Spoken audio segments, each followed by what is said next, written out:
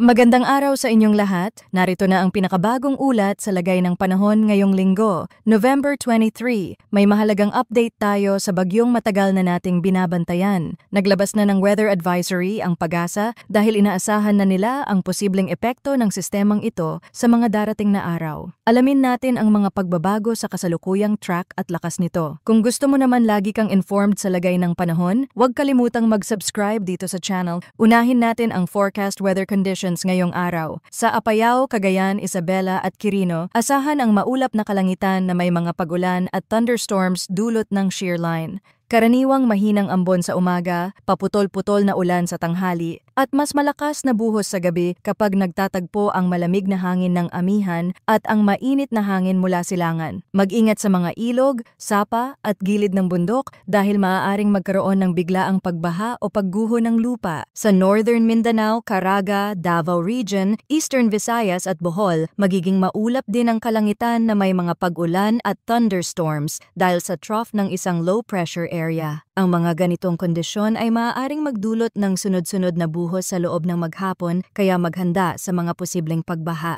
Sa Aurora, Quezon at Camarines Norte, maulap ang kalangitan na may mga pag-ulan at thunderstorms dulot ng easterlies. Mas apektado ang mga bayang nakaharap sa Pacific at mga lugar na nasa silangang bahagi ng Sierra Madre kung saan unang sumasalubong ang mga ulap. Para sa nalalabing bahagi ng Cordillera Administrative Region at iba pang bahagi ng Cagayan Valley, maulap din ang kalangitan na may mga pag-ulan dala ng northeast monsoon. Sa Ilocos Region naman, bahagyang maulap hanggang maulap ang langit na may mahihinang pag-ambon. Sa kabuuan, walang matinding epekto maliban sa malamig na simoy ng hangin at madulas na kalsada sa umaga. Sa Metro Manila at nalalabing bahagi ng bansa, partly cloudy to cloudy skies na may mga pag-ulan at thunderstorms ang inaasahan dahil sa easterlies. Karaniwan, mainit sa tanghali ngunit biglang uulan sa ilang distrito pagsapit ng gabi. Ngayon naman, update tayo sa low pressure system na ating monitor. Pumasok na ito sa Philippine Area of Responsibility at anumang oras ay maaaring maging tropical depression. Kapag ito ay na-upgrade, tatawagin itong verbena. Sa ngayon, kumikilos ito pakanluran, hilagang kanluran at base sa projection, posibleng unang tumama sa Northern Mindanao, particular sa Siargao o Dinagat Islands, bago tumawid sa Visayas, dadaan sa hilagang bahagi ng Palawan at tuluyang lalabas sa West Philippine Sea.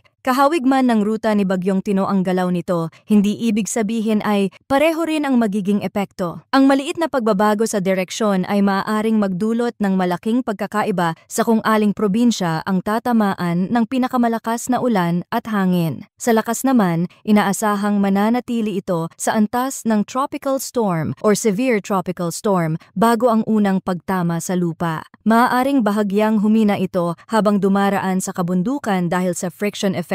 Ngunit kapag nakalabas sa karagatan ng kanluran, may posibilidad pa itong lumakas kung mananatiling mainit ang dagat at stable ang upper-level winds. Mga kababayan, patuloy nating bantayan ang bawat update ng PAGASA dahil mabilis magbago ang direksyon at lakas ng ganitong sistema. Manatiling handa, mag-imbak ng pagkain at tubig at siguraduhing ligtas ang inyong mga tahanan. Iwasan ang paglalakbay sa mga mababang lugar na madaling bahain at makinig sa mga anunsyo ng lokal na pamahalaan. Patuloy tayong mag-ingat at manatiling nakatutok sa mga susunod na update sa Bagyong Verbena.